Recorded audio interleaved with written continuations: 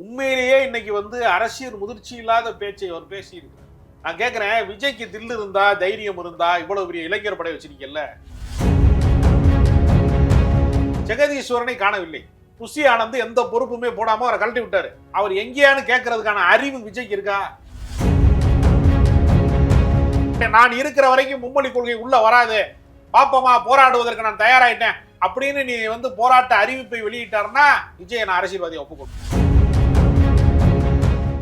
ஒரு பீகாரியை கூட்டிட்டு வந்து மும்மொழி கொள்கைக்கு எதிராக கையெழுத்து போட சொன்னா அவன் ஊர் மொழிக்கு, அது அவங்க ஊர்ல அது இருக்கு, அவன் எப்படி கையெழுத்து போடுவான்? இந்த திமுகவை வந்து வெற்றி பெறுவதற்கான வியூகம் வகுத்தவர்கள் தானே பிரசாந்த் கிஷோரும் ஆதவ அர்ஜுனாவும். ஊழலை எப்படி ஒழிப்பீங்க? ஆதவ அர்ஜுனாவை பக்கத்தில் வச்சுக்கிட்டு எப்படி ஊழலை ஒழிக்க முடியும்? திமுகவை எதிர்க்கும் போது ஒரு பெரிய தாரதப்பட்ட சத்தம் மாதிரி கேட்குது. பிஜேபி எதிர்க்கும் போது மெல்லிய புல்லாங்குழலா மாறிடுறாரு. அவர் ஒரு நாள் அரசியலில் வெல்ல மாட்டார். லட்சக்கணக்கான இளைஞர்கள் அவரை பின்தொடர்றாங்க. அவர்களுடைய எதிர்காலம் என்ன ஆகுமோ என்கிற அக்கறையில தான் நான் பேசுறேன்.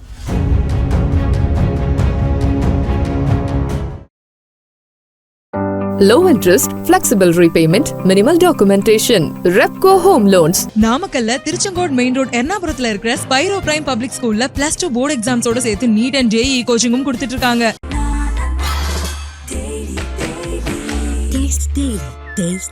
கருப்பை புற்றுநோய் குறித்த சந்தேகங்களுக்கான தங்கம் ஹோப்பை இலவசமாய் அணுகுங்கள்.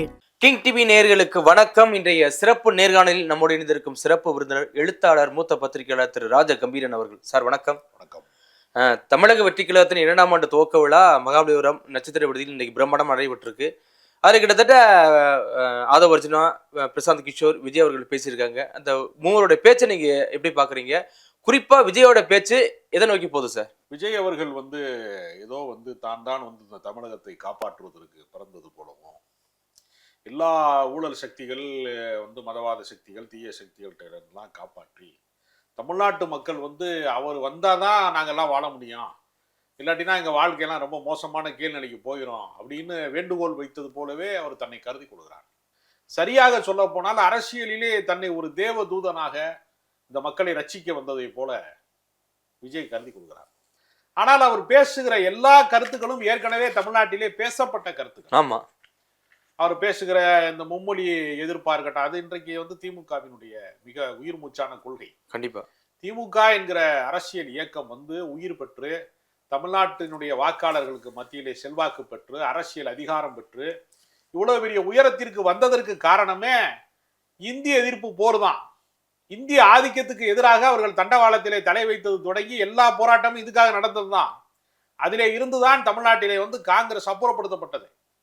ஒரு மிகப்பெரிய மாணவர் போராட்டத்தின் வழியாக துப்பாக்கி சூடுலாம் நடந்துச்சு. 68 மாணவர்கள் வரைக்குமே உயிர் தியாகம் செய்துதான் இந்த நிலைமையை அடைந்திருக்கிறார்கள். கண்டிப்பா. அப்போ ஒரு பெரிய நீண்ட வரலாறு இதற்கு இருக்கிறது. விடுதலைக்கு முன்பே கூட இந்த போராட்டம் தொடங்கி விட்டது. அப்ப அவ்வளவு நீண்ட போராட்டம் கொண்டிருக்கக்கூடிய இந்த அரசியல் வரலாற்றிலே பெரியாரெல்லாம் மறைந்ததற்கு பின்புதான் விஜயெல்லாம் பிறக்கவே செய்கிறாரு. எனவே அந்த கோட்பாட்டையெல்லாம் அவங்க வந்து என்ன சொல்றாங்கன்னா, பெரியாரின் கனவுகளை நிறைவேற்றல, அண்ணாவின் கனவுகளை நிறைவேற்றலைன்னு கிட்ட ஆதவ அர்ஜுனா வந்து அவர் ஒரு பக்கம் உட்காந்து ஒரு பரி மாதிரி பேசுறாரு. இந்த பக்கம் வந்து என்ன சொல்றாருன்னா, பாயாசத்துக்கும் பாசிசத்துக்கும் சண்டைங்கிறாரு, எல்லாமே டிராமா தான் அப்படிங்கிறாரு. உண்மையிலேயே இன்னைக்கு வந்து அரசியல் முதிர்ச்சி இல்லாத பேச்சை அவர் பேசி இருக்கிறார். நான் கேட்கிறேன், விஜய்க்கு தில்லு இருந்தா, தைரியம் இருந்தா, இவ்வளவு பெரிய இளைஞர் படை வச்சிருக்கீங்கல்ல, மும்மொழி கொள்கையை எதிர்த்து தமிழ்நாட்டிலே இருக்கக்கூடிய எல்லா மத்திய அரசு அலுவலகங்களுக்கு முன்னாடியும் போய் முற்றுகை போராட்டத்தை நடத்துவோம், ஆர்ப்பாட்டத்தை நடத்துவோம், எல்லா ரயில்வே ஸ்டேஷனுக்கு முன்னாடியும் போராட்டம் நடத்துவோம், போஸ்ட் ஆஃபீஸுக்கு முன்னாடி போராட்டம் நடத்துவோம், மத்திய அரசு அலுவலகங்கள் எங்கெல்லாம் இருக்கிறதோ அங்கெல்லாம் போய் நாங்கள் மிகப்பெரிய அளவில் வந்து ஒரு பெரிய தர்ணா நடத்துவோம் என்று சொல்வதற்கு தில்லு இருக்கா? எதுவும் ஒன்று எக்ஸ்தலத்தில் உட்காந்து ஒரு ஏதாவது ஒரு பதிவை போடுறது, இல்லைன்னா நட்சத்திர விடுதியில் உட்காந்துக்கிட்டு எங்கேயாவது ஸ்டார் ஹோட்டலில் உட்காந்துக்கிட்டு ஏதாவது பீகார்லேருந்து ஒருத்தர் வருவார், இங்கே இருக்கக்கூடிய எல்லாம் இவங்கெல்லாம் பெரிய போராடிவங்க, எல்லாருமே இவங்கெல்லாம் சேர்ந்து உட்காந்துக்கிட்டு நாங்கள் அதை பண்ண போகிறோம் இதை பண்ண போகிறோம்னு பேசுறது. இந்த வாய்ச்சவுடெல்லாம் எவ்வளோ பேரை பார்த்துருக்கணுமா? களத்தில் இறங்கி நின்றார், அரசியல் மாற்றமாக மாறும். நீங்கள் களத்துக்கே வரமாட்டேங்கிறீங்க, ஆனால் பேசுறது பூரா ஏதோ பெரிய புரட்சிக்காரன். நான் என்ன கேட்குறேன், ஊழலை எப்படி ஒழிப்பீங்க? ஆதவ அர்ஜுனாவை பக்கத்தில் வச்சுக்கிட்டு எப்படி ஊழலை ஒழிக்க முடியும்? இந்தியாவில் இருக்கக்கூடிய அனைத்து கட்சிகளுக்குமே தேர்தல் நிதி கொடுத்ததுல அதிகமான பங்களிப்பை கொடுத்தது வந்து மார்டின் தான், அவருடைய மருமகன் தானே அவரு. ஆமா. அவர் கொடுக்காத கட்சி இருக்கா, வாங்காத கட்சி இருக்கா? கம்யூனிஸ்ட் கட்சியை தவிர எல்லா கட்சிக்கும் அவர் பணம் கொடுத்துருக்கிறாரு. கம்யூனிஸ்டுகள் அதை வாங்குறது இல்லை, அல்லது அவங்க கேட்கறதும் இல்லை, கொடுக்கறதும் இல்லை, வாங்குறதும் இல்லைன்னு வச்சுங்க. அவங்க கொள்கை பேசுறவங்க. எல்லா முதலாளித்துவ கட்சிகளுக்கும் நீங்கள் மோசடி செய்த பணத்துல இருந்து, லாட்டரி பணத்துல இருந்து நீங்க பணத்தை கொடுத்துட்டு நீங்க எப்படி தூய அரசியல் எப்படி எங்க இருந்து கொண்டு வருவீங்க? நீங்க ஊழலற்ற அரசியல்னா ஆதவர்ஜுனா பக்கத்துல வச்சுக்கிட்டு என்ன வந்து ஊழலற்ற அரசியல்? சரி, இன்னைக்கு நீங்க திமுக விமர்சிக்கிறீங்க. இந்த திமுகவை வந்து வெற்றி பெறுவதற்கான வியூகம் வகுத்தவர்கள் தானே பிரசாந்த் கிஷோரும் ஆதவர்ஜுனாவும். கண்டிப்பா. அவங்க எல்லாம் யாரு? திமுக வந்து மக்கள் செல்வாக்கால தான் வென்றது. இவர்கள் வியூகத்தினால வென்றதா அவர்கள் சொல்லிக் கொடுக்கிறார்கள். எப்பவுமே என்ன பண்ணுவான்னா, எங்க கம்பெனி தான் சிறந்ததுன்னு சொல்லுவான்ல விளம்பரம் பண்றவன். வேறு எங்கும் கிளைகள் கிடையாதும்பா. ஒரிஜினல் அல்வாவை நான் தான் வைக்கிறேன், மிச்சம் வைக்கிறதெல்லாம் டூப்ளிகேட் அல்வா தான் எல்லாருமே சொல்லுவான். திருநெல்வேலியில போனீங்கன்னா எல்லா கடையிலையுமே ஒரிஜினல் அல்வான்னு எழுதி வச்சிருப்பான். உண்மையிலேயே ஒரிஜினல் அல்வால போர்டே இருக்காது. இப்படி எல்லாருமே சொல்லிக்கிறவன் தானே அது. அதனால இவங்கெல்லாம் என்ன ஊழலை ஒழிக்க போறாங்க கேட்டா வந்து நாங்க வந்து இளைஞர்களா இருக்கோம் கட்சியில. முதல்ல அறிவு படைத்தவர்கள் இருக்கிறீர்களா? அண்ணா வந்து அரசியல் செய்தார்னா அறிவார்ந்த தம்பிகள் இருந்தான். உங்கள்கிட்ட யாராவது அறிவார்ந்தவன் யாராவது இருக்கானா? ஒரே ஒரு ஆள் ஆலோசனை சொல்லிட்டு தெரிஞ்சாரு, ஐயனாதே, அவரையும் விரட்டி விட்டாங்க. இந்த கட்சி எப்படி கரையேறும்? இப்ப எந்த நம்பிக்கையில வராரு சார்? எந்த நம்பிக்கையில வராரு? தன்னுடைய சினிமா செல்வாக்கை வந்து தன்னை பார்ப்பதற்கு ஒரு கூட்டம் தயாராக இருக்கிறது. தன்னை வேடிக்கை பார்க்கிறவர்களை நம்பிக்கொண்டு அவர் இந்த விளையாட்டு இறங்கியிருக்கு. ஒரு பக்கம் கொள்கை எதிரிங்கிறாரு, ஒரு பக்கம் அரசியல் எனிமிங்கிறாரு. இது எதை எப்படி சார் எடுத்துக்கிறது? யாரு கொள்கை எனிமியாரு, அரசியல் எனிமியாரு? நான் என்ன கேட்கிறேன், திமுகவை நீங்க வீழ்த்துறது இருக்கட்டும், கொள்கை எதிரிக்கு எதிராக நீங்க என்ன செஞ்சிருக்கீங்க? அரிட்டாப்பட்டி பக்கமே நீங்க போகாதுக்கு என்ன காரணம்? மத்திய அரசாங்கத்தை எதிர்க்க வேண்டி வரணும், போகல. மத்திய அரசுக்கு எதிராக சாஃப்டான ஒரு கனரை பயன்படுத்துறாரா விஜய்? எப்படி சார்? மத்திய அரசாங்கத்துக்கு வந்து எதிராக அவர் பேசுறதே கிடையாது. ரொம்ப மென்மையான குரல்ல பேசுறாரு. திமுகவை எதிர்க்கும் போது ஒரு பெரிய தாரத்தப்பட்ட சத்தம் மாதிரி கேட்குது. பிஜேபி எதிர்க்கும் போது மெல்லிய புல்லாங்குழலா மாறிடுறாரு விஜய். இந்த வேறுபாட்டை ரொம்ப நம்ம வந்து கவனிக்க வேண்டியிருக்கு. ரொம்ப மென்மையான ஒரு போக்கை இவர் கையாளுறாரு. ஈயம் பூசுனது மாதிரியும் இருக்கணும், பூசாத மாதிரி இருக்கணும் பாய். பாம்பையும் அடிக்கணும், கம்பும் உடையக்கூடாது பாய். இந்த இரட்டை வேடம் இருக்குல்ல, ரொம்ப சிறப்பாக செய்யறாரு. இல்ல, ஒரு பக்கம் அதிமுக பத்தியே பேசலையே சார். அதிமுகவோட தானே பேரம் பேசிட்டு இருக்காங்க. அப்புறம் எப்படி பேசுவாங்க? ஊழலை ஒழிக்கணும்னா அப்புறம் அதிமுகவை தான் ஒழிக்கணும் முதல்ல. அவங்களுக்கு தான் ஊழலுக்காக சிறைக்கு சென்ற முதலமைச்சர், தண்டனை விவரங்கள் அறிவிக்கப்பட்ட வழக்கு அவங்களுக்கு தானே இருக்கு. எப்படி ஊழலை ஒழிப்பாங்க அவங்க? அதிமுகவை குறித்து பேசுவதே இல்லை. அப்படிங்கிறதுக்கு என்ன காரணம்னா, விஜய் தன்னை எம்ஜிஆராக கருதி கொண்டிருக்கிறார். இன்னொரு பக்கம் வந்து எடப்பாடி பழனிசாமிகிட்ட சீட்டு பேரம் பேசிக்கிட்டே இருக்காரு. அவங்க 14 சீட்டு தர்றோம், 23 சீட்டு தர்றோம் வரைக்கும் வந்துட்டாங்க. அதுக்கு மேலே எனக்கு வேணும்னா வாக்கு வங்கி நிரூபிக்காத, ஓட் பேங்க் என்ன இருக்குன்னு உறுதிப்படுத்தப்படாத ஒரு ஆளை நம்பி எப்படி அவங்க களத்தில் இறங்குவாங்க? கண்டிப்பா. அதனால விஜய் வந்து ஒரு கற்பனை சாம்ராஜ்யத்தில் இருக்கிறார். திரிசங்கு சொர்க்கம்பாங்க. அது சொர்க்கமும் கிடையாது, நரகமும் கிடையாது, நடுவில் தொங்குதும்பாங்க. அது மாதிரி ஒரு திரிசங்கு சொர்க்கத்துல, ஒரு கற்பனை உலகத்துல விஜய் சஞ்சரித்து கொண்டே இருக்கிறார். இதுல வந்து பாசிசமா பாயசமானு கேட்கிறாரு. ஒரு பக்கம் இங்க என்ன நடக்குது, நீ பாட்டு ஹேஷ்டாக் போட்டுருக்கீங்க, எல்கேஜி ஸ்டூடெண்ட் மாதிரி அடிச்சுக்கிறீங்களே, சண்டை போட்டுக்கிறீங்களே அப்படிங்கிறாரு சார். உண்மையிலேயே அரசியல்ல யார் எல்கேஜின்னு எல்லாருக்குமே தெரியும். அவர் இன்னொன்று வேடிக்கையான ஒரு விஷயம் இன்னைக்கு பேசினாரு. பண்ணையார்களை எதிர்த்து அரசியல் பண்ணுங்கிறாரு. ஆமா, நாங்க எளிமையான கட்சிங்கிறாரு. யாரு பண்ணையார் சார்? எனக்கு தெரிந்து இப்போதைக்கு இருக்கக்கூடிய நிகழ்கால அரசியல்ல ஒரே ஒரு பண்ணையார் வந்து இவர் தான். பனையூர் பண்ணையார் யாருன்னா விஜய் தான். பனையூர் பங்களாவுக்குள்ள இருந்துட்டு வெளியில வர மறுக்கிறாரு. வெள்ள நிவாரணம் தருவதற்கு கூட அவர் வெளியில வர மறுக்கிறாரு. அரசாங்கம் வந்து பிப்ரவரி 24ஆம் தேதி தமிழ்நாடு அரசு பல மெடிக்கல் ஷாப்பை திறந்து வைக்கிறாங்க, அரசு மருந்துகளை திறந்து வைக்கிறாங்க. ஏன் நேரடியாக முதலமைச்சர் வரணுமா? ஆன்லைன்ல பண்ணிட்டு போயிடலாமே. ஆன்லைன் எல்லாமே இன்னைக்கு காணொலியை வந்து பட்டனை தட்டுனா ஓப்பன் ஆகுற மாதிரி காட்ட முடியும்ல. இப்பொழுது கூட இப்போ நீங்க பார்த்தீங்கன்னா ரயில்வே துறையில சாதாரண ரயில் ஓடிக்கிட்டு இருக்கு. ஏசி ட்ரெயின் ஒன்று விடணும், தாம்பரத்து, செங்கல்பட்டு இதுக்கெல்லாம் போகிறதுக்கு, பீச் ஸ்டேஷனுக்கு போகிறதுக்கு லோக்கல் ட்ரெயினையே ஏசி ட்ரெயினாக விடணும் அப்படின்னு ஒரு திட்டமிடல் வந்து ஏற்பாடு பண்ணியிருக்காங்க. அதை திறந்து வைக்கிறதுக்கு பிரதமர் வர போறாரு. ஓ, ஏன் வர்றாரு அவரு? அவர் அங்கிருந்து ஒரு காணொலி பண்ணிட்டு போயிடலாமே, நாட்டு மக்களுக்கு வந்து அர்ப்பணிக்கிறார் அப்படின்னு ஒரு கல்வெட்டை வைக்கலாம்ல. வந்தே பாரத் பாருங்க சார், எங்கெங்க திறந்து வைக்கிறாள் அங்கெல்லாம் போயிட்டாரு. ஆமாங்க, ஸ்டேஷன் மாஸ்டர் கூட சில ஊருக்கு போகாம இருந்து விட்டுறேன். ரயில்வே மினிஸ்டர் கூட போகாம விடுறாரு. பிரதமர் ஸ்டேஷன் மாஸ்டர் விட ரொம்ப அட்வான்ஸா போயிடுறாரு அந்த இடத்துக்கு. ஏன் போறாரு? மக்களை சந்திக்கணும், அப்பதான் தெரியும், தன் மீது பார்வைப்படணும்னு போறாரு. ஆமா, அப்ப மக்களோட வந்து நம்ம ஒரு ஆளா இருக்கணும், மக்களோட மக்களாக நாம் நெருக்கமாக இருக்கணும்னு நினைக்கிறாங்க அந்யோன்யமா. அதனால எல்லாரும் கல அரசியலுக்கு போறாங்க. விஜய் எங்கேயாவது நான் என்ன கேட்குறேன், எல்லா அரசியல் கட்சியிலையுமே ஒரு பெரிய கல்யாண மண்டபத்திலேயோ ஸ்டார் ஹோட்டல்லையோ எங்கேயோ ஒரு கல்யாண மண்டபத்தில் அவங்க செயற்குழு கூட்டம் பொதுக்குழு கூட்டத்தை நடத்துவாங்க. திமுக வந்து அவங்க அறிவாலயத்துக்குள்ளேயே ஒரு கல்யாண மண்டபம் இருக்குது, அங்கே நடத்துவாங்க. ஆமாம். நடத்தி முடிச்சுட்டு என்ன பண்ணுவாங்கன்னா அந்த கட்சியினுடைய தீர்மானங்கள் கோரிக்கைகள் எல்லாம் மாலை ஒரு விளக்கம் பொதுக்கூட்டம் போடுவாங்க. இதுதான் எல்லா கட்சியிலும் உள்ள நடைமுறை. அதுலேயும் இது மாதிரி தொடக்க நிலை கட்சி இருக்குல்ல, தமிழக வெற்றி கழகம் மாதிரி இன்னும் வந்து மக்களிடத்தில் போய் முழுமையாக ரீச் ஆகாத கட்சி இருக்குல்ல, ரசிகர்கள்ட்ட ரீச் ஆயிடுச்சு, இளைஞர்கள்ட்டையும் கொஞ்சம் ரீச் ஆயிடுச்சு. அவங்க மட்டும்தான் வாக்காளர்களா? அது கிடையாது. 30 வயதுக்கு கீழானவர்கள் மட்டும்தான் வாக்காளர்களா? 18 வயதுலேருந்து 30 வயது கீழானவர்கள் மட்டுமே ஓட்டு போட்டு வச்சு விஜய் முதலமைச்சராக முடியுமா? 40 வயசுக்காரன் இருக்கேன், 50 வயசுக்காரன் இருக்கேன், 45 வயசுக்காரன் இருக்கேன், 60 வயசுக்காரன், எல்லாரும் சேர்ந்தான வாக்காளரு. ஆமாம். அனைத்து தரப்பையும் வென்றெடுத்தார் அவரு. அதே வென்று முடித்தது மாதிரி ஒரு தோற்றத்துல அவர் வந்து நம்பிக்கையில பேசுறாரு. திமுகவை நீங்க வீழ்த்தணும், சரி எதுக்கு வீழ்த்துறீங்க? திமுக என்ன தமிழ்நாட்டு மக்களுக்கு என்ன கெடுதல் செஞ்சு வீழ்த்துருக்கு கேட்டா, ஊழல் பெருகி போச்சு, ஊறி போச்சுங்க ரைட்டு. அப்ப வந்து ஒன்றிய அரசாங்கம் இதுக்கு முன்னாடி ஆண்ட அதிமுக அரசாங்கம்னா ஊழலற்ற அரசாங்கமா?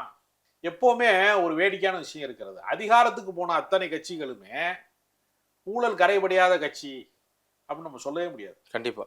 ஏன்னா தேர்தல் அரசியலே சாமானியர்கள் போட்டியிட முடியாத ஒன்றா இருக்கு. நீங்க சமூக செயல்பாட்டாளர் இருக்கிற ஒருத்தன், சோசியல் ஆக்டிவிஸ்ட் சொல்லக்கூடிய ஒருத்தன் போய் தேர்தல் வந்து வெல்ல முடியுமா? இங்க வாய்ப்பு இல்லை. இல்லை. ஏன்?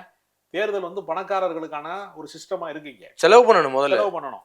அப்ப ஜனநாயகம் என்பதே இங்கு தேர்தல் முறையே நமக்கு வந்து தப்பாதான் இருக்கு, தப்பா இருக்கு. அப்ப இங்க ஊழலற்றதா இங்க இருக்க முடியும்? நீங்க வந்து பெரிய முதலாளிகள்கிட்ட பணம் வாங்காம உண்டியல் குடிக்கி கட்சி நடத்தக்கூடிய கம்யூனிஸ்டுகளை பொதுமக்களே திட்டுறானா இல்லையா? ஆமா. விரும்புறான் இல்லையா? விரும்ப மாட்டேங்கிறான். பினராயி விஜயன் யோசிக்கிறாங்க மக்கள். பினராயி விஜயன் சொல்றாரு, அமலாக்கத்துறையினுடைய சோதனையை வருவதற்கு என் வீட்டுக்கு வருவதற்கு நான் ரொம்ப ஆவலா இருக்கேங்கிறார். ஏன்னா அவர் வீட்டில் எடுக்கிறதுக்கு ஒன்றும் கிடையாது, நீ வந்து வருங்கிறார். அப்படிப்பட்ட அரசியலை வந்து மக்கள் ஏற்கிறானா? தமிழ்நாட்டில் வந்து நூற்றாண்டு கண்ட நல்ல கண்ணு போன்றவர்கள் ஒரு முறை கூட சட்டமன்ற உறுப்பினர் ஆக முடியல, ஒரு முறை கூட நாடாளுமன்ற உறுப்பினர் ஆக முடியல, அதிகாரம் ஏற்றிக்க போக முடியலையே விடுதலை போராட்ட காலத்துல இருந்து இன்னைக்கு. அப்ப அரசியலினுடைய மோசமான நிலைமை எங்க இருக்கிறது? கல யதார்த்தத்தில் இருக்குதுல்ல, அதை சரி செய்யாம எங்க இருந்து கொண்டு வருவீங்க கேட்டா, சாமானிய மக்கள் நாங்கள் அரசியலுக்கு வந்திருக்கோம். 200 கோடி ரூபா சம்பளம் வாங்குற ஒரு சினிமா ஹீரோ வந்து சாமானியனா? 200 ரூபா டெய்லி நீ கூலி வேலைக்கு போனா நீ சாமானியன். 200 கோடி ரூபா சம்பளம் வாங்குற ஒரு ஆள் எப்படிங்க வந்து சாமானியனா இருக்க முடியும்? இல்ல, அதை விட ஒரு படி மேல ஆதவர்ஜனா பேசுறாரு சார். எளிமையான கட்சி, எங்கள்ட்ட பணம் இல்லை அப்படிங்கிறாரு சார். இப்போ ஏழைபாளைகளுக்கெல்லாம் வந்து அவங்க கட்சியில பொறுப்பு கொடுத்துருக்காங்களா? இப்போ தேர்தல் சீட்டு கொடுப்பாங்களா 2026 பணக்காரர்களுக்கு செலவழிப்பவர்களுக்கு கொடுப்பார்களா, செலவழிக்க வசதியற்றவர்களுக்கு? ஒரு கேள்வி இருக்கிறது. கண்டிப்பா இருக்கு. சரி, செலவழிக்க வசதியற்றவர்களுக்கு வந்து வாய்ப்பு அளிக்கிறாங்கன்னு ஒரு பேச்சுக்கு வச்சுக்குவோம், அப்பயும் செலவு இருக்கும்ல? கண்டிப்பா. செயல்பாட்டாளராக இருப்பாரு, யாரு பணம் கொடுப்பா? தன்னுடைய திரைப்பட வாழ்க்கையில யாருக்காவது விஜய் வந்து உதவி செய்தார்னு யாரையா சொல்ல முடியுமா? விஜயகாந்த் வந்து தான் ஒரு பெரிய நடிகராக இருந்த காலத்துல, செல்வாக்கு மிக்கவராக இருந்த காலத்துல எவ்வளவோ திரைப்பட கல்லூரி மாணவர்கள் தொடங்கி புதுமுகங்கள் பல பேருக்கு வாய்ப்பளித்தார். மன்சூர் அலிகான்னு இன்னைக்கு ஒரு பெரிய நடிகராக இருக்கிறாருன்னா விஜயகாந்த் அறிமுகப்படுத்தினார். ஆர்கே செல்வமணி இன்னைக்கு ஒரு பெரிய டைரக்டரா இருந்தாருன்னா அது காரணம் விஜயகாந்த். ஆபாவனன் கிட்டத்தட்ட 30-40க்கு மேற்பட்ட இயக்குநர்களை, புதுமுக இயக்குநர்களை அறிமுகப்படுத்தியிருக்காரு. மொத்தம் 465 புதுமுகங்களை அறிமுகப்படுத்தியிருக்கிறார். பல்வேறு துறைகள்ல டெக்னிக்கல் பர்சன், தொழில்நுட்ப கலைஞர்கள்ல தொடங்கி எத்தனையோ சினிமாக்காரர்களுக்கு உதவுன ஒரு வழக்கம் வந்து விஜயகாந்துக்கு இருந்துச்சு. விஜயால பலன் பெற்றவர்கள் யாராவது காட்ட முடியுமா? 200 கோடி சம்பளம் வாங்குகிற நம்பர் 1 கதாநாயகனாக இருந்த விஜயால என்னென்ன பலன் ஏற்பட்டுச்சுங்க? அது மாதிரி நடிகர் சங்கத்தை கட்டி முடிக்கிறதுக்கு அவர் தாங்க பெரிய நிதி கொடுத்தாரு, அப்படி ஏதாவது சொல்ல முடியுமா? விஜய் வந்து அரசியலுக்கு வர வேண்டும் என்று முடிவெடுத்ததற்கு பின்புதான் புத்தகங்கள் கொடுக்கறது, பிள்ளைகளுக்கு வந்து பரிசு கொடுக்கறதே ஆரம்பிச்சாரு. ஏறத்தாழ 2006 இருந்து அகரம் பவுண்டேஷன் அதை செஞ்சுக்கிட்டு இருக்கான். சூர்யா, சிவகுமார் அவர்களும் அவங்க குடும்பத்தினரும், சூர்யா, கார்த்தி எல்லாருமே செஞ்சுட்டு இருக்காங்க.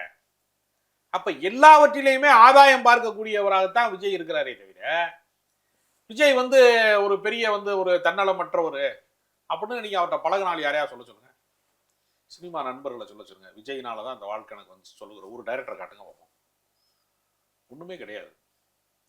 எனவே இவர் யாருக்காக, அதாவதுங்க அந்த கிளி வந்து சீட் எடுக்குதுல, அவனுக்கு அப்படி அது கூண்டு அப்படி திறந்தவொன்னே ஒரு சீட் எடுக்க போகுதுல, அது மாதிரி இந்த ஓராண்டு கால அரசியல்ல ஒரே ஒரு முறை கொடியேற்றத்துக்கு வெளியே வர்றாரு, ஒரு முறை மாநாட்டுக்கு வர்றாரு, ஒரு முறை என்ன செய்யறாரு, ஆளுநர் மாளிகைக்கு வர்றாரு, ஒரு முறை பரந்தூருக்கு வர்றாரு. மொத்த கணக்கு பார்த்தீங்கன்னா ஒரு முறை பெரியார் சிலைக்கு மாலை போட வர்றாரு. 4-5 வாட்டி தான் வெளியவே வந்திருக்கு. வரல் விட்டு எல்லாம் தெரியல. முதல்ல பொதுமக்களில் ஒருவனாகவே அவர் இன்னும் வந்து சேரலையே. நீங்க எம்ஜிஆர் அப்படி செய்திருக்கிறாரா? எப்பயாவது ஒரு முறை தான் உள்ள வருவார். எம்ஜிஆரை யாரு வேணாலும் போய் ராமாவரம் தோட்டத்தின் வாசலிலே காத்து கிடக்கிறவர்கள் யாரு வேண்டுமானாலும் போய் பார்க்கலாங்கிற இடத்துல தான் இருந்துச்சு. நான் கேட்கிறேன், விஜய் அவர் கட்சிக்காரங்க பார்க்க முடியுமா? ஒரு வேளையும் செய்யாத விஜய்க்கு எதுக்கு ஒய் பிரிவு பாதுகாப்பு? அதானே இல்ல மக்களை சந்திக்க போய் ஒரு தலைவருக்கு ஏன் ஒய்பிரிவு பாதுகாப்புங்கிறேன். அறுக்க மாட்டாதவன் இடுப்புல 64 கற்கருவாண்ட மாதிரியே விதைக்கிற காலத்துல வெளியூர் போயிட்டு அறுவடை காலத்துல வந்தானா 64 கற்கருவாயோட அப்படின்னு சொல்லுவாங்க கிராமத்துல விவசாய மக்கள். அது மாதிரி வேலையே செய்யறது இல்ல, வெட்டித்தனமா எதையாவது பேசுறது, எதையாவது சம்பந்தம் இல்லாம பேசுறது. அண்ணாவுடைய அரசியல் இவங்க கொண்டு வராங்க. அண்ணாவோட அரசியல் அண்ணா உருவாக்கின கட்சி அது திமுக தானே. அண்ணா ஒரு பேரை சொல்லியே திமுக அவங்க வீழ்த்திடுவாங்களாம். ஏன்னா அவர் உண்மையா இல்லையா? சரி, நான் என்ன கேட்கிறேன், அண்ணாவுடைய கொள்கைக்கு திமுக உண்மையா இல்லையில? விஜய் உண்மையா இருக்கிறவர் தானே. அண்ணா திராவிட நாடு கேட்டாரு, வடக்கத்தியர்களுடைய ஆதிக்கங்களுக்கு உடன்பாடு கிடையாது, அவங்க தான் எங்க மேல இந்தியை திணிக்கிறாங்க, வரி பணத்தை எங்களுக்கு கொடுக்க மாட்டேங்கிறாங்க, எங்களுக்கான உரிமைகளை தர மறுக்கிறாங்க, வடக்கத்தியர்கள் ஆதிக்கத்தை நாங்கள் வடக்கு வளர்க்கிறது தெற்கு தேய்கிறது அண்ணா. ஆமா, திராவிட நாடே அவர் கேட்பாரா? அண்ணாவின் கனவுகளுக்கு துரோகம் அளித்து விட்டார்கள் திமுக காரங்க, பெரியாரின் கனவுகளை நிறைவேற்றவில்லைன்னு ஆதவர்ஜனா பேசுறாரு. சரி, பெரியார் சொன்னாரு தமிழ்நாடு தமிழருக்கே அப்படின்னா அதுக்கு என்ன அர்த்தம் தெரியுமா? தமிழ்நாட்டை தனியா பிரிச்சு கொடுங்கடா, தனி நாடா, நாங்க தனியா வாழ்ந்துக்கிறோம்டா, நீங்க என்னடா எங்க மேல ஆதிக்கம் செலுத்துறது, எங்கள் மேல நீங்க என்னடா அதிகாரம் செலுத்துறது அப்படின்னு நான் கேட்கல, தந்தை பெரியார் கேட்டாரு. அதை கேட்பதற்கான தைரியம் இருக்காது? நீ பேசிடு பாப்பா, நான் திராவிட நாடு கேளு பாப்போம், நீ தமிழ்நாடு தமிழருக்கே கேளு பாப்போம். மும்மொழி கொள்கையை நான் ஏற்க மாட்டேன், நான் இருக்கிற வரைக்கும் மும்மொழி கொள்கை உள்ள வராது, பாப்பமா போராடுவதற்கு நான் தயாராயிட்டேன் அப்படின்னு நீ போராட்ட அறிவிப்பை வெளியிட்டாருன்னா விஜய் நான் அரசியல்வாதியை ஒப்புக்கொள்வேன். எனக்கு விஜய் மீது தனிப்பட்ட வெறுப்போ இல்ல கெட்ட விட்டுன்னு கையெழுத்தியக்க ஆரம்பிச்சிருக்காரு சார். அப்புறம் என்ன கெட்ட விட்டுன்னு கையெழுத்து போட்டா எல்லாம் நடந்துருமா? அதோட பிரசாந்த் கிஷோர் கையெழுத்து போடாம ஒதுங்கிட்டாரு. ஒரு பீகாரிய கூட்டிட்டு மும்மொழி கொள்கைக்கு எதிராக கையெழுத்து போட சொன்னா அவன் ஊர் மொழிக்கு அது, அவங்க ஊர்ல அது இருக்கு, அவன் எப்படி கையெழுத்து போடுவான்? தமிழர்களை தானே நீங்க திரட்ட முடியும். இந்த அறிவே இல்லையா உங்களுக்கு? எப்ப நான் கேட்கிறேன், யார்கிட்ட எதை கேட்கணுங்கிற அறிவே இல்லையா? அமித்ஷாட்ட போய் கையெழுத்து போட கேட்போமா? இந்தி மொழியை ஏற்க மாட்டோம்னு அமித்ஷா கையெழுத்து போடுவாரா? இது எப்படி நடைமுறை சாத்தியமா? தெரியாதா பிகே இது மாதிரி ஒத்துக்க மாட்டான்னு தெரியாதா? தெரிஞ்சா அவங்க எப்படி கட்சி நடத்துவாங்க? அந்த கட்சி தான் கரையேறாதுங்கிறது தான். இப்ப நீங்க 8 வருடம் ஆகிவிட்டது மக்கள் நீதி மையம் தொடங்கி, சமீபத்துலதான் 8வது ஆண்டுக்கான விழாவை கடந்த வாரம் அவர்கள் கொண்டாடினாரு. அப்பதான் அவர் சொல்றாரு, அவருக்கு ஞானம் எப்ப வருது பாருங்க, ரசிகர்கள் வேறு வாக்காளர் வேறு. என் வீட்டுக்கு முன்னாடி நின்றா அந்த ஆழ்வார்பேட்டையினுடைய அலுவலகம் அந்த சிக்னல் கிட்ட இருக்கு, காவேரி மருத்துவமனை பக்கத்துல, அப்படி அவர் பால்கனியில் அப்படி நின்றாருன்னா அந்த தெரு எல்டாம்ஸ் ரோடு அந்த எண்டு வரைக்கும் கண்ணு கட்டிய தூரம் வரைக்கும் ஆளு எந்த பக்கம் எல்லா பக்கமும் நிப்பாங்களாம். அதை நம்பிதான் கட்சி ஆரம்பிச்சாரு அவரு. சிவாஜி மாதிரி நம்பி இறங்கிட்டாரு. ஆமா, நம்பினாரு. அவரை கொண்டு என்ன பண்ணாங்க, கோயம்புத்தூர்ல கொண்டு தேரை இழுத்து தெருவில் விட்ட மாதிரி இழுத்து விட்டு போயிட்டாங்க. கடைசியில் வானதி சீனிவாசன்ட்ட 1500 சொச்சம் வாக்குல தோத்து போயிட்டார். உலக நாயகன் 50 ஆண்டு காலம் நடித்திருக்கிறாரு. அவர் மாதிரி நடனம் ஆட முடியாது. அவர் கிணத்தடியில் நின்றே பரதநாட்டியம் ஆடி இருக்கிறார் நமக்காக. எவ்வளவோ வேடங்கள் நடித்திருக்கிறாரு. பெண் வேடத்துல நடித்திருக்கிறார். ரவை சண்முகியா, குள்ள கமலஹாசனா நடித்திருக்கிறாரு. எத்தனையோ வேடம் நடித்திருக்கிறார் குழந்தை பருவத்துல இருந்து. அவரை வியக்காதவர்கள் யாராவது உண்டா? கமலஹாசனை வியக்காதவர்கள் யாராவது உண்டா தமிழ்நாட்டுல? கிடையாது. அவர் விரும்பாதவர்கள் யாராவது உண்டா? அவர் மீது யாருக்காவது விரோதம் உண்டா? ஏன் வெற்றி பெற முடியல? கமலஹாசனோட நீங்க உலக நாயகனா, நீங்க பெரியாளா? அப்ப அவரு தான் டார்ச் லைட் எல்லாம் உடைச்சு பார்த்தாரு, டிவி எல்லாம் உடைச்சு பார்த்தாரு, எல்லாம் உடைச்சு பார்த்தாரு. சக்கர நாற்காலியில உங்களை சங்கடப்படுத்த மாட்டேன்னாரு. கலைஞரை குத்தி காட்டுறது விதமா பேசி பார்த்தாரு. ஏதாவது நடந்துச்சா? அவரே இப்ப திமுக கூட்டணில தான் நிக்கிறாரு. ஒரே ஒரு அரசியல் அவ்வளவு எளிது அல்ல. உங்களுக்கு இருக்கிற பாப்புலாரிட்டி, உங்களுக்கு இருக்கிற புகழ் வெளிச்சம், உங்களுக்கு இருக்கிற மீடியா வெளிச்சம் என்பதெல்லாம் உங்கள் மீதான நம்பகத்தன்மையாக மாறுமா? ஒரு ஆளை வியப்பது என்பது வேறு, ரசிப்பது என்பது வேறு, வசிப்பது என்பது வேறு.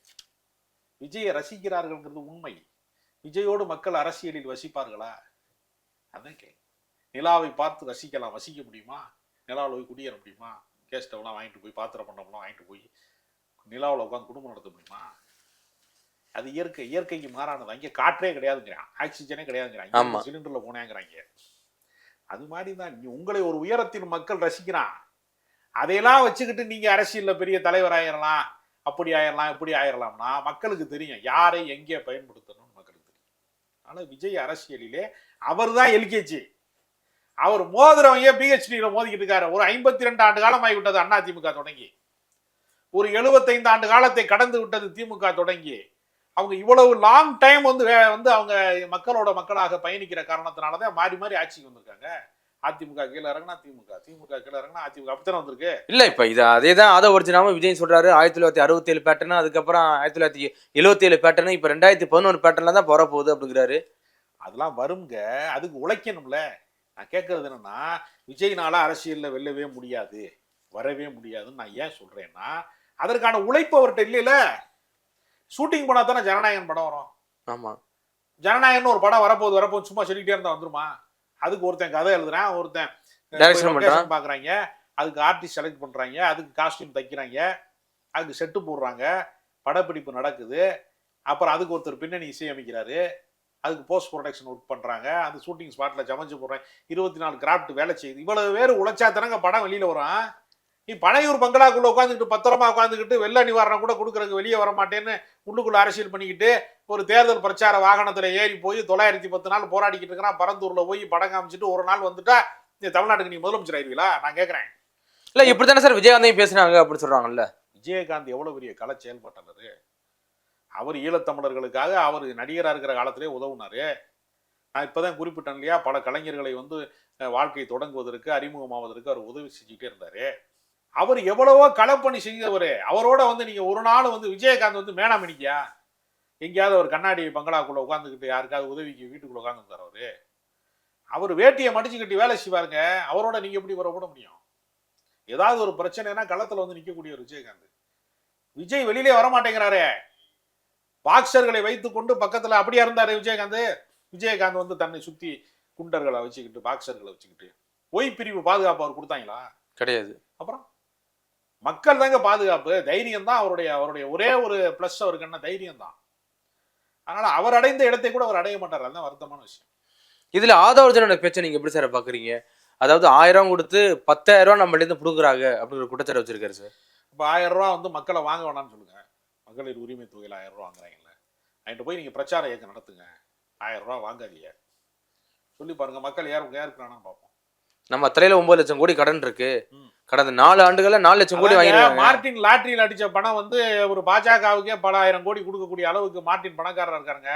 அந்த சொத்தையெல்லாம் பறிமுதல் பண்ணி வேணா ஆதவ ஒரிஜினா தலைமையில வந்து எல்லா கடனையும் அடைக்க சொல்லுங்க. நம்ம விஜய் முதலமைச்சர் ஆகிடுவோம். பொறுப்பேற்றுக் கொள்ள சொல்லுங்க அவரை. ஏன்னா கடன் இருக்குன்னா எல்லாத்துக்கும் தான் கடன் இருக்கும். அரசாங்கமே கடன்ல தான் இருக்கு. இப்ப மெட்ரோ பணிகளுக்கு நம்ம நிதி கேட்டோம் மத்திய அரசாங்கத்திட்ட. அவன் நிதி தரல, நீ கடன் தான் கொடுத்துருக்கான். அப்ப அந்த மெட்ரோவுடைய கடனை வந்து எப்படி அடைக்கிறது? டோல்கேட் இருக்கு, கடன் தான் எல்லாமே. ரோடு போடுறதுலாம் அதெல்லாம் வசூல் பண்றதுக்கு தான் டோல்கேட் போடுறான். கடன்ல தான் ரோடு போட. அப்ப கடன் இருக்குங்கிறதுக்காக ரோடு போடாமலோ மெட்ரோ வர வைக்காமலோ இருந்துடலாமாமா? இதையெல்லாம் அதாவது இந்த அரசின் மீது உங்களுக்கு குற்றச்சாட்டு சொல்லணும். ஃபுல்லா மீடியா செட்டிங் தான். மீடியா வச்சு தான் இந்த அரசு ஓடிட்டு இருக்கு அப்படிங்கிறாரு. மீடியா செட்டிங் பண்றது ஆதவ ஒரிஜினாவும் விஜய் தான். களப்பணி செய்யறது தான் வந்து திமுக. நான் சொல்றேன், அதிமுகவுடைய களப்பணி கூட உங்கள்கிட்ட இல்ல. நீ சும்மா வந்து அதாவது வாய்ச்சவடால் பேசுறது, கேமரா முன்னாடி ஸ்டெண்ட் அடிக்கிறது, இதனால எல்லாம் மக்கள் நம்பிடுவாங்கன்னு நம்புறாங்க. பாருங்க, தங்களை தாங்களே ஏமாற்றிக் கொள்கிறார்கள். உங்களை சுற்றி இருக்கக்கூடிய இளைஞர்களை நீங்கள் ஏமாத்துறீங்க. உங்களால ஒரு நாள் வெற்றி பெற முடியாது. அரசியலில் வெற்றி பெறுவதற்கான எந்த சூட்சுமமும் விஜயிடம் இல்லை. சார் இப்ப இதுல பிகே எதனால கலந்துக்கிட்டாரு சார்? ஒரு கட்சி தலைவராக கலந்துக்கிட்டாரா இல்ல விஜய்க்கு ஆலோசகராக கலந்துக்கிட்டாரா? ஏன்னா நான் விஜய்க்கு எப்போனாலும் ஹெல்ப் பண்ண ரெடிங்கிறாரு. அது அரசியல் கட்சியிலே வந்து மிக நீண்ட உழைப்பு வேணும். சுற்றுப்பயணங்கள் செய்யணும், ஆர்ப்பாட்டங்கள் செய்யணும், பொதுக்கூட்டம் நடத்தணும், பேரணி நடத்தணும், மக்கள் பிரச்சனைகளை காது கொடுத்து கேட்கணும். இதற்கென்று ஒரு பெரிய வேலை திட்டம் வேணும். மாவட்டந்தோறும் முகாம் வைக்கணும், எல்லா மக்களையும் போய் சந்திக்கணும். ஸ்டாலின் அவர்கள் எதிர்கட்சி தலைவராக இருந்த போது கிராம சபை கூட்டங்களில் போய் பங்கு பெற்றார். அதுக்கு முன்னாடி கமலஹாசனும் போய் பங்கு பெற்றார்.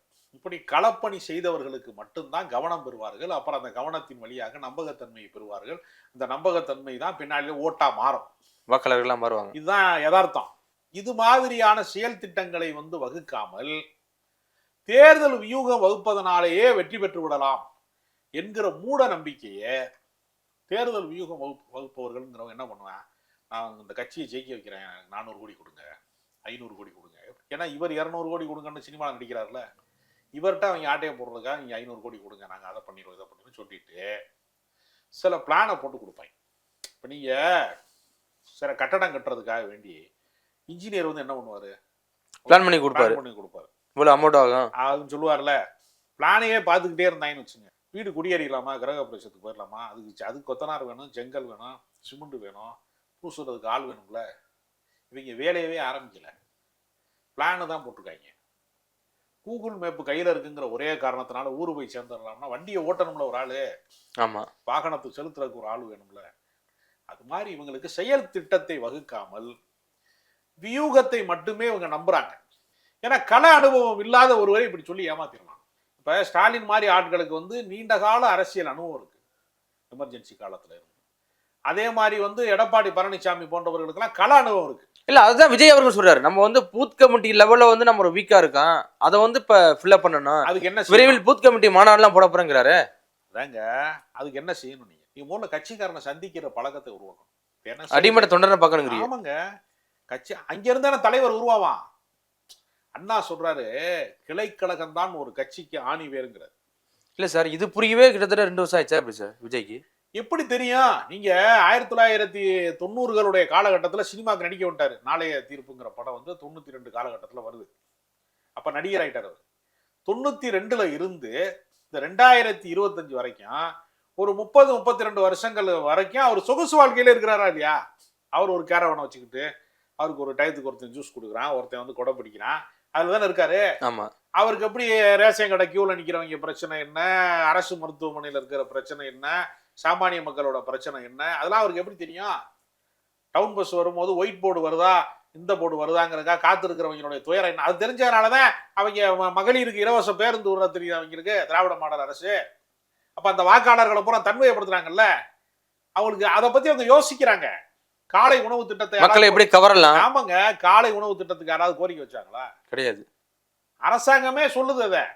காலையில கூலி வேலை பார்க்குற வீட்டு குழந்தைய, சித்தாள் வேலை பார்க்குறவங்க, கொத்தனார் வேலை பார்க்குறவங்க, பிளம்பர் வேலை பார்க்குறவங்க, சாதாரண வீட்டு கூலி வேலை பார்க்குறவங்க, களை எடுக்க போறவங்கலாம் அவங்க வீட்டு குழந்தையில என்ன உன 7 மணிக்கு களை எடுக்க அந்த அம்மா போயிடுச்சுன்னா அங்கே வீட்டில் சாப்பாடு கூட ஆள் இருக்காது.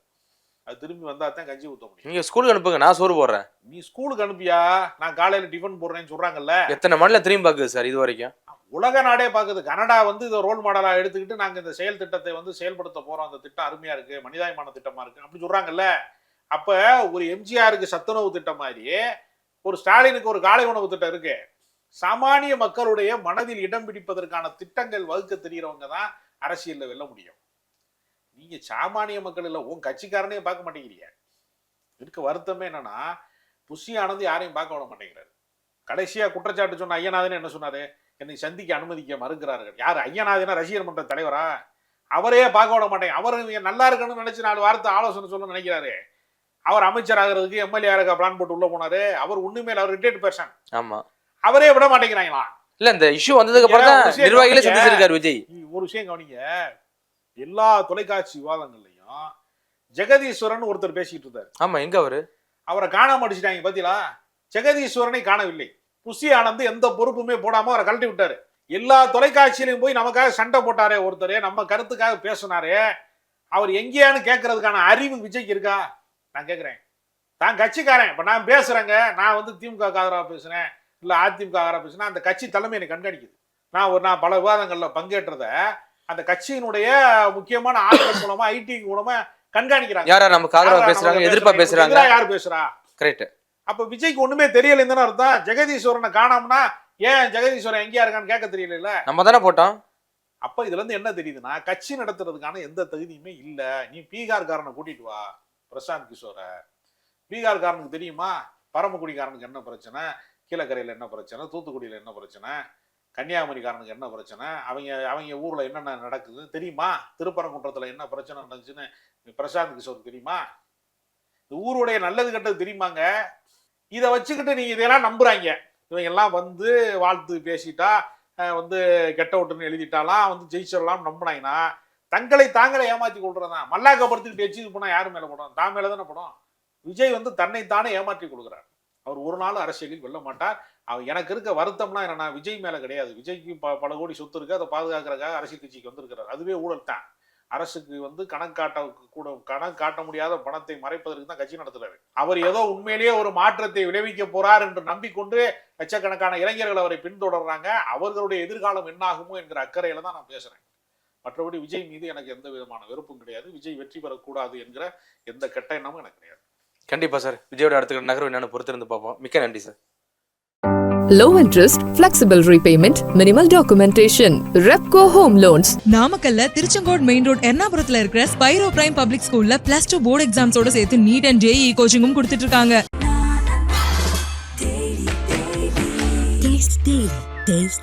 கருப்பை புற்றுநோய் குறித்த சந்தேகங்களுக்கான தங்கம் ஹோப்பை இலவசமாய் அணுகுங்கள்.